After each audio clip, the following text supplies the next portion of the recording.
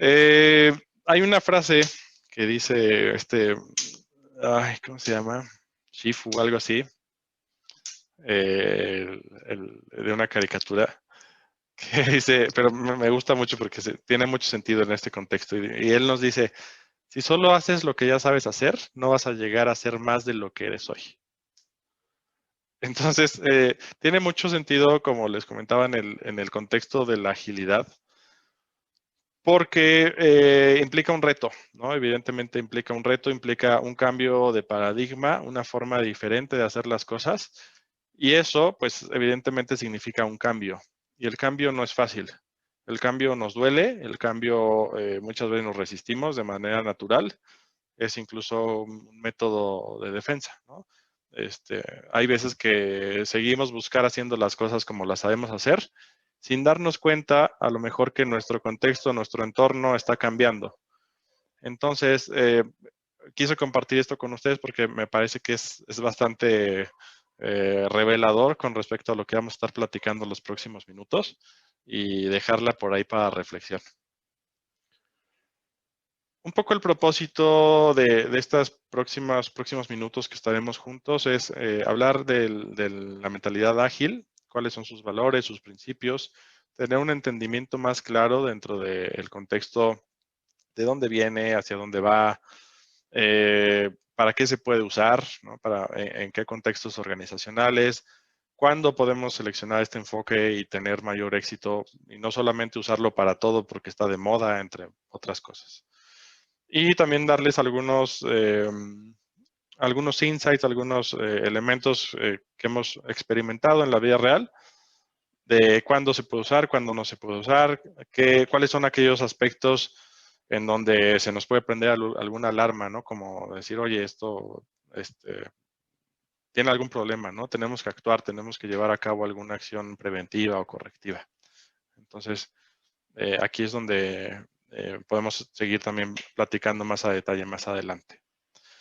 Entonces, platiquemos un poco de qué es ágil, por qué la agilidad y ya posteriormente de qué es Scrum.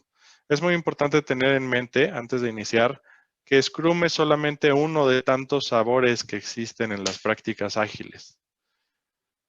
Esto no es necesariamente nuevo, viene de una corriente que inició hace ya muchos años en manufactura. En los años 60, 50 aproximadamente, después de la Segunda Guerra Mundial, todos sabemos que Japón económicamente, del aspecto educativo y muchas otras cosas, se recuperó de una manera espectacular. Y empezaron a desarrollar mucho los modelos de manufactura. Ahí nació la manufactura esbelta, que hoy ya prácticamente todas las automotrices utilizan, entre muchas otras plantas de otras cosas, no solamente automotrices, pero nació precisamente en el ámbito automotriz. Nació con Toyota a través de su famoso método de producción, de producción precisamente esbelta, centrándose en la eliminación de desperdicios. Entonces, empezaban a visualizar su trabajo, a visualizar tanto lo que tenían que hacer como el flujo mismo, desde que algo era solicitado hasta que salía hacia el cliente, se le entregaba. Y eso ayudaba mucho a tener una transparencia, una claridad, tanto del trabajo como del proceso. Ayudaba a identificar mejor en dónde teníamos cuellos de botella en el proceso, en dónde había más defectos.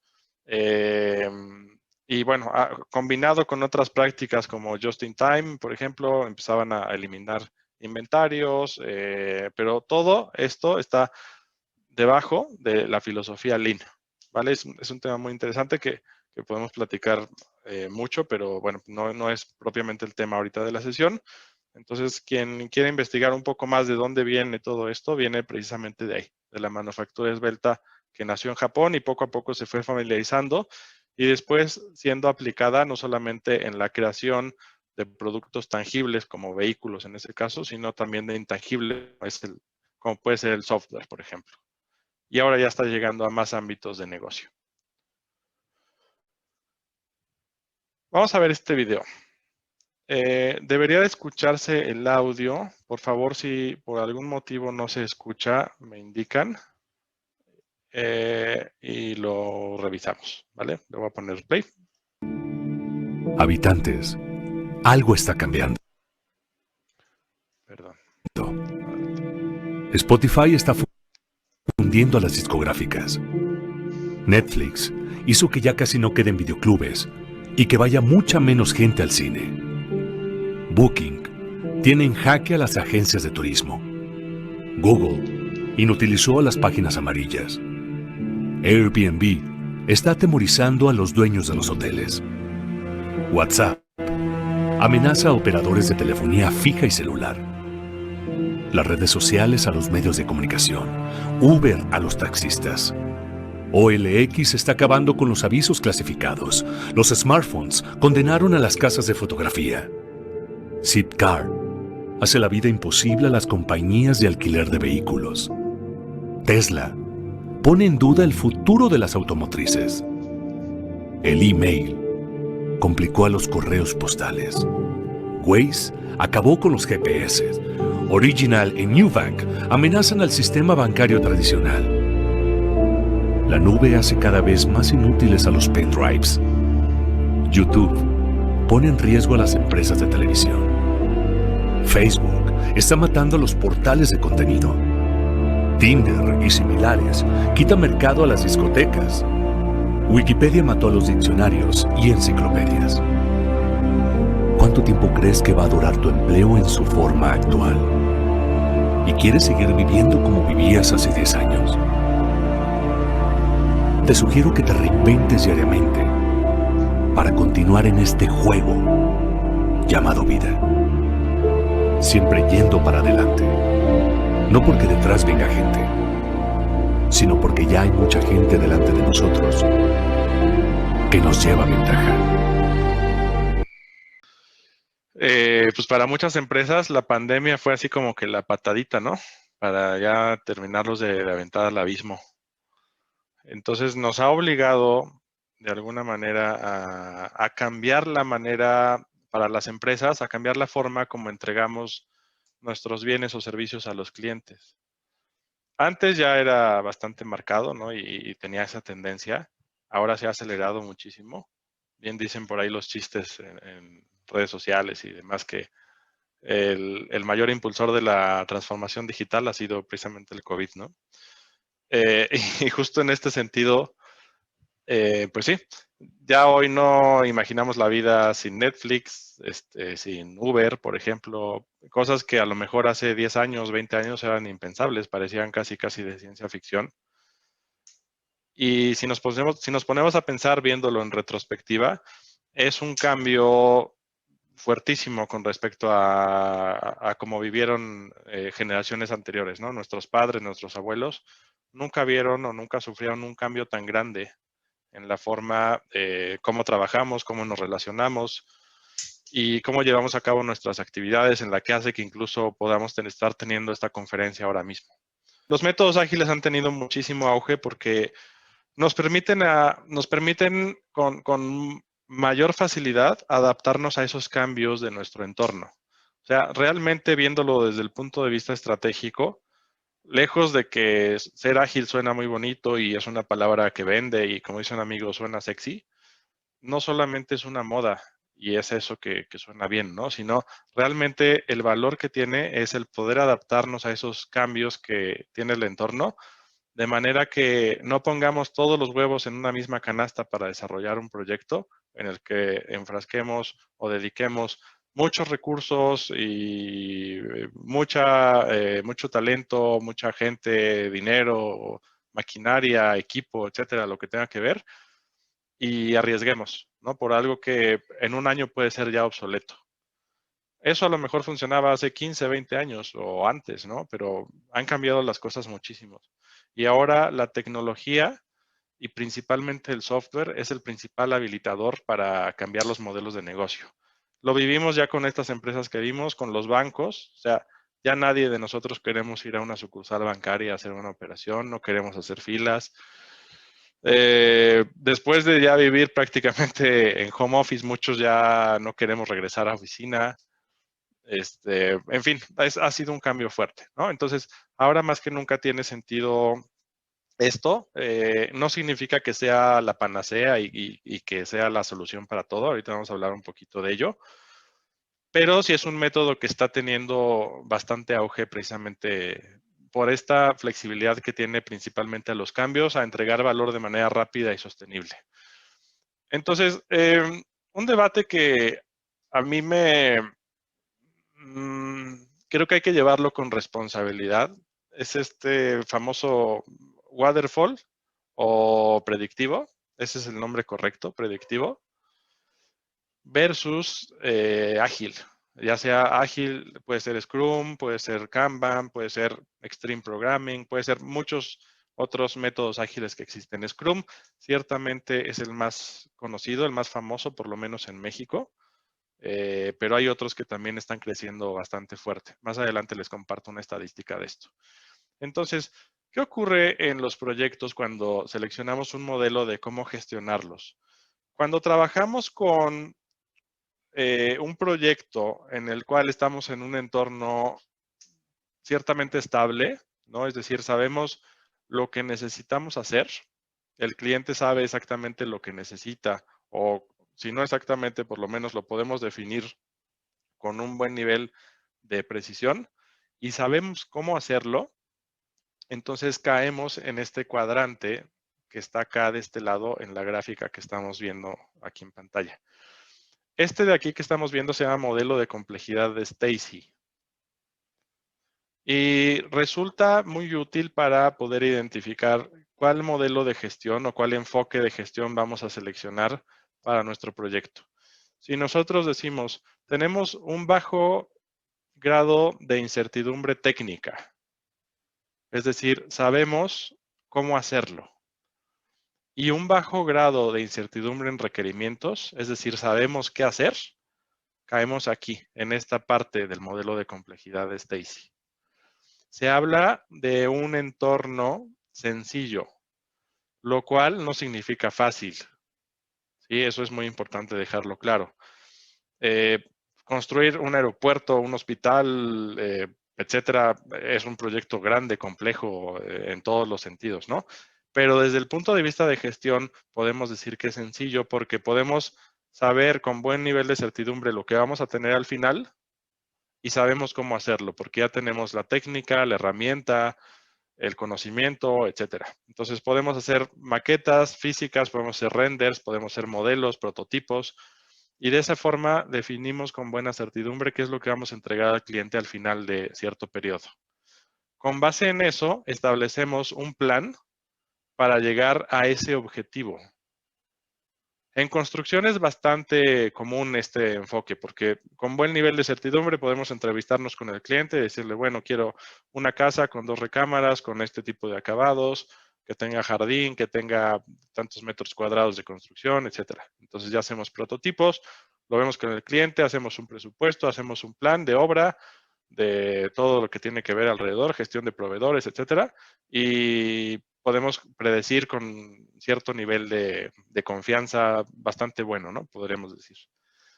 Entonces caemos en ese enfoque sencillo, no fácil, sino sencillo desde el punto de vista de gestión. ¿Vale? Pero ¿qué pasa en aquellos enfoques en los cuales caemos en un punto intermedio? Bueno, antes de ver el punto intermedio, vamos a ver el otro extremo. Si no tenemos nada de certidumbre o tenemos muy alta incertidumbre, por decirlo de otra manera, muy alta incertidumbre técnica y muy alta incertidumbre en requerimientos, es decir, no sabemos ni qué vamos a hacer ni cómo lo vamos a hacer, eso es un desastre, eso es caos. Y lo primero que tenemos que hacer es disminuir ese caos.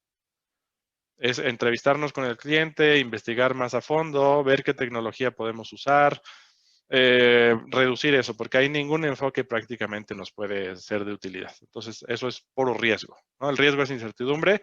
Si no sabemos qué hacer, no sabemos qué hacerlo, es totalmente riesgo. Pero si caemos en una zona intermedia de estos dos extremos, caemos en una zona en la que tenemos cierta certidumbre de lo que necesitamos y tenemos cierta certidumbre en cómo hacerlo, entonces, aquí en esta zona intermedia o en esta zona gris es donde los enfoques adaptativos o ágiles pueden funcionar muy bien.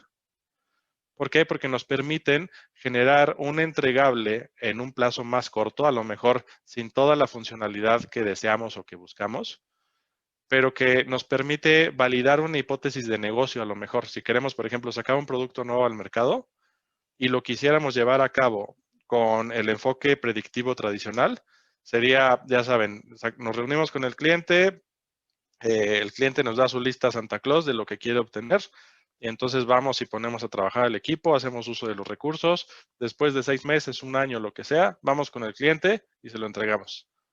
Y el cliente muchas veces, ¿qué dice en esos casos? Cuando después de cierto tiempo, vamos y le entregamos lo que nos pidió. N cantidad de situaciones, ¿no? Que todos hemos vivido, todos creo que hemos pasado por ese, algún punto en esa situación. Entonces, si lo hacemos de esa manera, después del plan y vamos con el cliente, le entregamos, nos dice, bueno, a lo mejor me entregaste en tiempo y todo, pero pues sabes qué, como que no era lo que necesitaba o no me lo imaginaba así o sabes qué, la competencia ya sacó otra cosa al mercado y pues ya esto no tiene tanto valor comercial, etcétera, ¿no? Entre muchas otras cosas. Entonces, si trabajamos con un modelo ágil, lo que significa es tomar una fracción de esos requerimientos que tiene el cliente, organizados por el valor de negocio, y al decir organizados quiero decir priorizados por valor de negocio, ¿sí?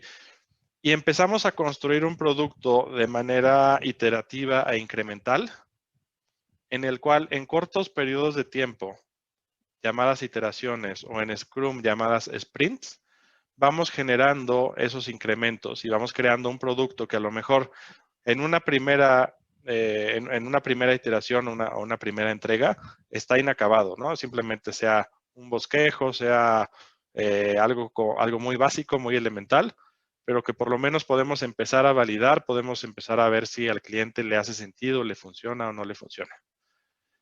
Lo vamos midiendo, vamos obteniendo datos de qué tanto se va usando, por ejemplo, si es un producto de software, qué tantas instalaciones está teniendo, y con base en los resultados podemos saber si eso que estamos haciendo tiene éxito para irlo mejorando, y si no tiene éxito, entonces podemos incluso tomar una decisión de abandonar ese proyecto o llevarlo por otro rumbo. La agilidad y toda esta forma de pensar y de trabajar viene desde la manufactura esbelta. Pero, ¿qué ocurre a raíz del boom de Internet a mediados de los 90s, cuando se empezó a hacer más accesible, la gente podía ya comprar computadoras personales, etcétera? Pues, evidentemente, de la mano de eso también fue necesario empezar a desarrollar software. Al principio, el desarrollo de software se basaba en un ciclo predictivo en el cual se hacía un plan, se desarrollaba, se probaba y se entregaba. Entonces, lo que pasaba, bajo este enfoque predictivo, también llamado en ese contexto como waterfall, si algo ocurría en el plan que afectaba el diseño, entonces teníamos que regresar atrás, o sea, como subir en la cascada, y eso implicaba pues pérdida de tiempo, de recursos, esfuerzo, dinero, retrabajo, etcétera. Eso era una constante en el mundo de desarrollo de software. Entonces, en 2001 organizaron una reunión, un grupo de gente, aquí dice programadores, sí eran programadores, pero en general gente del ámbito tecnológico, managers, testers, entre otros roles que tenían, y empezaron a platicar de cuáles eran sus puntos de dolor en común. Y también empezaron a compartir algunas experiencias que en su contexto les habían servido. Y después de algunos días de discusión que estuvieron por ahí en un resort de esquí en los Estados Unidos, llegaron a establecer el llamado manifiesto ágil. El manifiesto ágil es bastante sencillo en realidad, o sea, es bastante ligero de entender y de memorizar incluso, de aprender, pero el reto es en realidad llevarlo a cabo, ¿no? Ejecutarlo. Y tiene estos 4 valores. El manifiesto ágil se rige por estos 4 valores. ¿Quién hace el trabajo? ¿Las personas o los procesos y herramientas? Personas. las personas, ¿no? La gente. Entonces, un valor del manifiesto ágil es personas y sus interacciones sobre procesos y herramientas. ¿Vale? Eso es uno de los más importantes. De hecho, es de los que a mí en lo personal me gustan y me hacen más sentido. Y que actualmente trabajando hace algunos meses, quizá un par de meses con un cliente, en donde estamos implementando justo una transformación digital con un modelo ágil, empezamos a establecer objetivos y decían, bueno, ¿cómo vamos a medir el éxito de esto que estamos haciendo? Y decían, bueno, pues por la eficiencia de nuestros procesos. Y según ellos respiraban y corría por sus venas el manifiesto ágil. Y les dije, oigan, no me hace sentido porque en realidad deberíamos de medir más qué tan eficiente está siendo la relación entre nuestro equipo, qué tan satisfechos están, si se sienten con autonomía, si sienten que su talento está siendo aprovechado, si creen que necesitan capacitación, etcétera, sobre los procesos. Los procesos, herramientas se pueden comprar, se pueden copiar incluso, ¿no? Se puede contratar alguna consultora y son relativamente fáciles de implementar, pero la parte social de las organizaciones tiene un peso muy, muy importante. Y en el contexto de lo que platicábamos, en el de que todas las labores que se pueden automatizar se van a automatizar, entonces aquí es donde todavía tiene más valor el talento de las personas, el talento de la gente para crear soluciones complejas y explotar esa creatividad que pueden tener. ¿Vale? Entonces, recuérdenlo, personas y sus interacciones sobre procesos y herramientas. Segundo valor, colaboración por encima de los acuerdos contractuales. No quiere decir que no necesitemos un contrato cuando trabajamos especialmente con proveedores, ¿no? Con algún esquema ágil.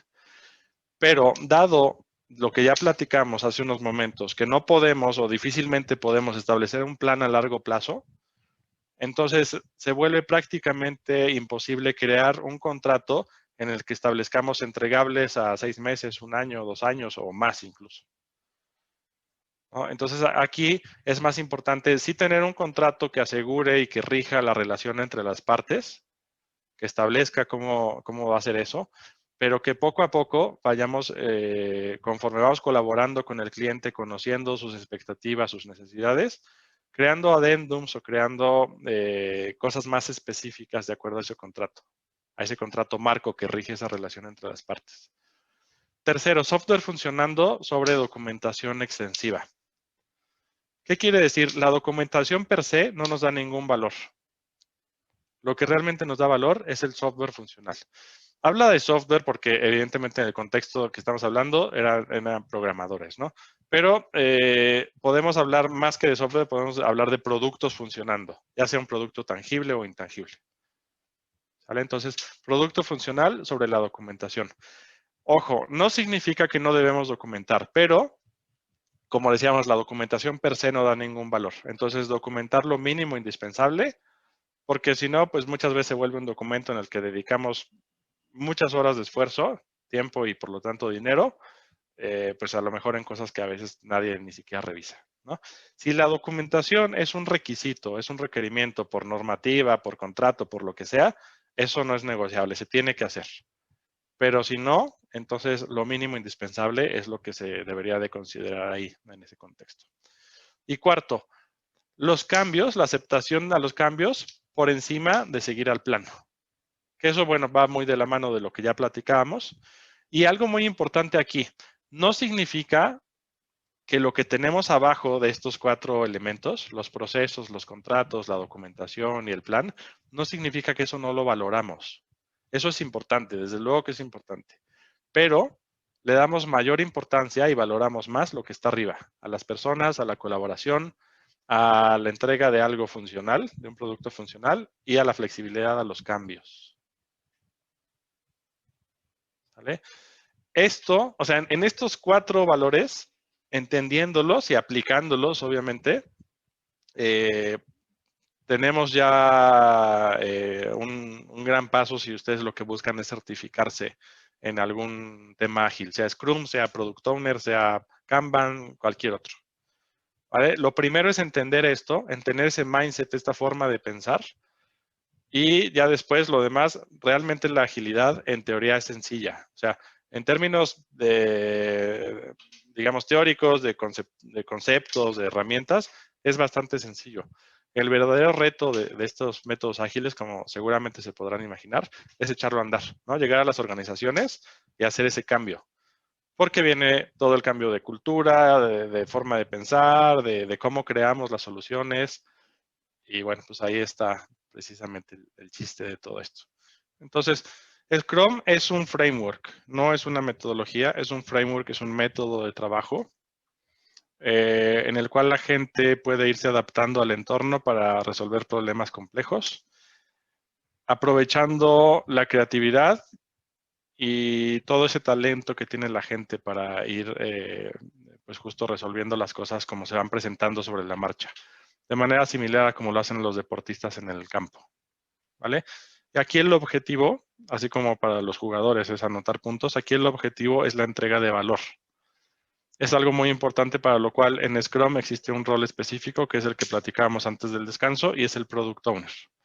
Entonces, Scrum es un enfoque ligero, es un enfoque a comparación, por ejemplo, de PMP, hacer la certificación en Scrum es relativamente más fácil. No sé, en lo personal yo considero, después de haber hecho PMP, hacer Scrum Master es quizá un 4 en complejidad comparando un 10, ¿no? Con el PMP. Es más fácil en teoría, como podemos ver. Es fácil de entender, pero es difícil de aplicar y de dominar. Porque justo aquí lo que aplica es lo que platicamos también hace un momento, ¿no? Todo el tema cultural, todo el tema de cambio organizacional, de forma de tomar decisiones, de colaborar, o sea, son cosas que no necesariamente están tan permeadas en todas las organizaciones. Y típicamente no lo están. Entonces, de ahí el valor del Scrum Master. No solamente es enfocarnos en ejecutar las prácticas, podríamos decir incluso que las prácticas de Scrum son nada más la punta del iceberg, lo que vemos, ¿no? Lo visible. Pero en realidad, todo lo que está debajo del agua, la parte más grande de ese iceberg, es todo el tema de cultura. Eso es realmente lo que hace que Scrum flote y que funcione, ¿no? Porque si no, las prácticas, si solamente aplicamos las prácticas sin los cimientos, sin todo el tema de cambio cultural también, entonces ese iceberg se va a hundir. ¿Vale? Por eso es tan importante trabajar en eso, porque las prácticas son relativamente fáciles de hacer, pero difíciles de ejecutar. Y por ello es que, por esta facilidad misma que tiene Scrum, es que justo el mercado de repente se llenó de muchísimos Scrum Masters que se han certificado y empiezan a ejecutar sin tener esa visión o esa experiencia, ¿no? Entonces, es muy importante para quienes ya sean Scrum Masters o vayan a ser en el futuro, que tengamos esa visión, que no solamente es aplicar las prácticas, eso solamente es lo visible, pero lo que no se ve es un montón de trabajo precisamente relacionado con gestión del cambio. Entonces, bueno, ¿cuáles son los pilares de Scrum? ¿Qué es lo que soporta que todo esto funcione? Hay tres cosas que son muy sencillas, pero son muy importantes. Primero, transparencia. Necesitamos que todo el equipo sepa qué estamos haciendo y yo saber qué está haciendo el equipo. Y no por el tema de rendir cuentas, ¿no? O de tener un microcontrol, sino porque recuerden lo que decíamos hace un momento, todo el equipo es responsable de los resultados, no solamente una persona. Si alguien falta porque se enfermó, porque se fue de vacaciones, por cualquier motivo, entonces el resto del equipo tendría que tener las habilidades, a lo mejor no el expertise necesario, pero sí, por ejemplo, el conocimiento de lo que está haciendo y alguna habilidad básica para poderlo retomar. Otra cosa que se busca en agilidad es la llamada formación de habilidades en T. ¿Qué quiere decir? Yo soy especialista en algo. Ese es, digamos, como el palito vertical de la T, ¿no? Soy especialista en base de datos, por decir un ejemplo. Pero no quiere decir que no puedo compartir conocimiento y colaborar con mis compañeros diseñadores, con mis compañeros programadores, con los testers, con otras especialidades, ¿vale? Entonces, podemos a la vez colaborar con ellos y compartirles nosotros nuestro conocimiento. De esa manera, el equipo va creando un círculo virtuoso precisamente de conocimiento en el que se habla de un término muy específico en agilidad que le llaman generalistas especialistas. No significa que seamos todólogos, o sea, no hay que confundirlo tampoco con eso. Nosotros seguimos a lo mejor teniendo una especialidad, pero no nos cerramos a ese silo de conocimiento en el cual nos negamos a aprender de los demás, ¿no? O sea, no se trata aquí de que ya terminé lo mío, cruzo los brazos y veo al otro cómo sufre el de al lado, ¿no? Sino de, bueno, pues vamos a poner manos ¿cómo se dice? Las manos en la masa para todos contribuir a ese objetivo. Entonces, la transparencia tiene mucho que ver con eso, saber que el equipo sepa qué estamos haciendo y nosotros saber qué está haciendo el equipo. Para ello existen muchas herramientas. Mi favorita es un tablero Kanban, en el cual nosotros podemos saber qué trabajo estamos haciendo, qué trabajo tenemos pendiente y qué trabajo tenemos terminado. Este es un tablero, este que les estoy diciendo es un tablero Kanban muy, muy básico, muy general. Pero es un sistema, Kanban es un sistema que a mí me gusta mucho y podemos construir tableros muy, digamos, sofisticados que nos den una segmentación más particular, ¿vale? Ahí podemos mapear tanto el proceso como el trabajo. Y el segundo y tercer pilar también son base súper importante para que Scrum funcione. Inspección y adaptación. Inspección porque todo el tiempo, de manera periódica, estamos haciendo retrospectivas para ver cómo estamos haciendo las cosas. Es una especie de lecciones aprendidas que hacemos en gestión, digamos, tradicional o predictiva, ¿no? Las famosas lecciones aprendidas que seguro todos aquí hemos participado alguna vez en una de esas sesiones. Pero aquí se busca que se tengan con mucha mayor regularidad, con mayor frecuencia. Normalmente cada iteración, cada sprint en Scrum, ahorita si alguien no conoce con detalle ese término de sprint, al término de cada iteración o sprint, tenemos una retrospectiva que nos ayuda a inspeccionar qué hicimos bien para mantenerlo, para seguirlo haciendo, qué hicimos mal que deberíamos de cambiar y si tenemos alguna idea o algún aspecto de mejora. Esto nos lleva justo a establecer ese llamado Kaizen o mejora continua. Esa mejora continua que es ir mejorando en pequeños pasos, en pequeños escalones. No hacer un cambio radical de la noche a la mañana, sino ir mejorando en pequeños pedacitos. Y eso es justamente la adaptación, el tercer pilar. ¿Vale? Entonces, inspección y adaptación son súper importantes. Recuerden, 3 pilares: transparencia, inspección y adaptación.